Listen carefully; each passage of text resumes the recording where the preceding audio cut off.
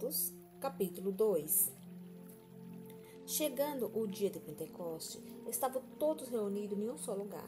De repente, veio do céu um som, como de um vento muito forte. Encheu toda a casa no qual estavam assentados. E viram o que parecia língua de fogo, que se separavam e pousaram sobre cada um deles. Todos ficaram cheios do Espírito Santo e começaram a falar noutras línguas, conforme o Espírito os capacitava. Havia em Jerusalém judeus, tementes a Deus, vindo de todas as nações do mundo. Ouvindo-se o som, agitou-se uma multidão que ficou perplexa, porque cada um os ouvia falar na sua própria língua. Atônitos e maravilhados, eles perguntavam: acaso não são galileus todos estes homens que estão falando? Então, como nos ouvimos cada um de nós em nossa própria língua materna? Partos, medos e alamitas, habitantes da Mesopotâmia, Judéia e Capadócia, e da província da Ásia, Frígia e Panfilha, Egito e das partes da Líbia, próxima a Cirene, visitantes vindo de Roma, tanto judeu quanto convertido ao judaísmo, cretenses e árabes. Nós os ouvimos declarar as maravilhas de Deus na nossa própria língua. Atônito e perplexo, todos perguntavam uns aos outros: o que significa isto? Alguns, todavia, zombavam dele e diziam: eles beberam vinho demais. Então Pedro levantou-se com os 11 e alta voz dirigiu-se à multidão: homens da Judéia e todos os que vivem em Jerusalém, deixe-me explicar isso. Ouça com atenção. Estes homens não estão bêbados, como vocês supõem, ainda são 9 horas da manhã. Ao contrário, isto é o que foi predito pelo profeta Joel. Nos últimos dias, diz Deus, derramarei do meu espírito sobre todos os povos. E seus filhos e as suas filhas profetizarão, os jovens terão visões, os velhos terão sonhos. Sobre os meus servos e as minhas servas derramarei do meu espírito naqueles dias, e eles profetizarão.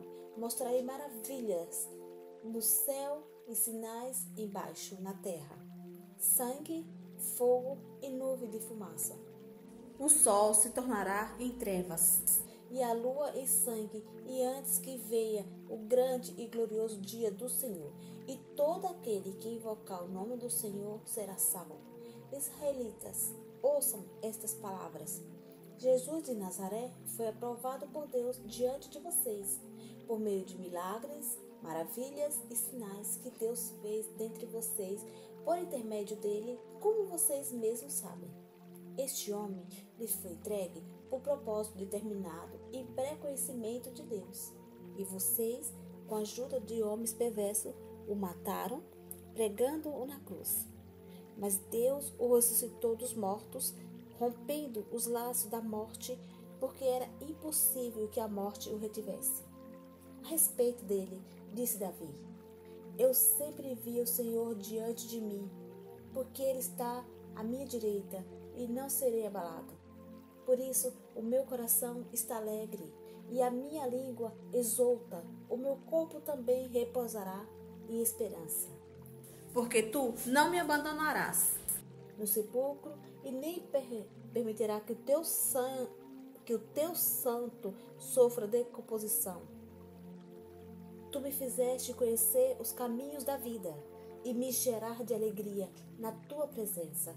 Irmãos, posso dizer que com franqueza que o patriarca Davi morreu e foi sepultado, e o seu túmulo está entre nós até o dia de hoje.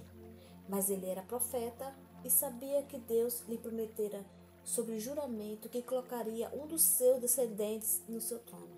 Prevendo isso, falou da ressurreição do Cristo, que não foi abandonado no sepulcro e cujo corpo não sofreu decomposição. Deus ressuscitou este Jesus, e todos nós somos testemunha disso fato. Exaltado à direita de Deus, ele recebeu do Pai o Espírito Santo prometido e derramou o que vocês agora veem e ouvem. Pois Davi não subiu aos céus, mas ele mesmo declarou: o Senhor disse ao meu Senhor: senta-te à minha direita, até que eu ponha os teus inimigos como estrado para os teus pés. Portanto, que todo Israel fique certo disso. Este Jesus, a quem vocês crucificaram, Deus o fez Senhor e Cristo. Quando ouviram isso, ficaram aflitos em seu coração e perguntaram a Pedro e aos outros apóstolos: irmãos, que faremos? Pedro respondeu: arrependam-se e cada um de vocês seja batizado em nome de Jesus Cristo para perdão dos seus pecados e receberão o dom do Espírito Santo. Pois a promessa é para vocês, para os seus filhos e para todos os que estão longe, para todos quantos o Senhor, o nosso Deus, chamar.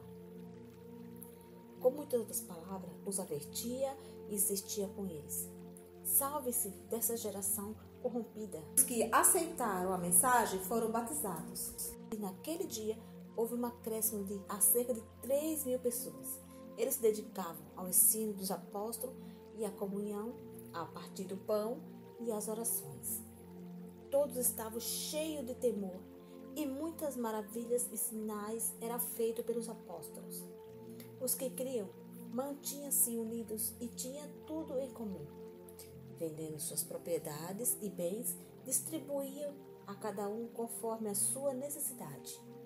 Todos os dias continuava a reunir-se no pátio do templo. Partia o pão em suas casas e juntos participavam das refeições com alegria e sinceridade de coração, louvando a Deus e tendo a simpatia de todo o povo. E o Senhor lhes acrescentava diariamente os que iam sendo salvos.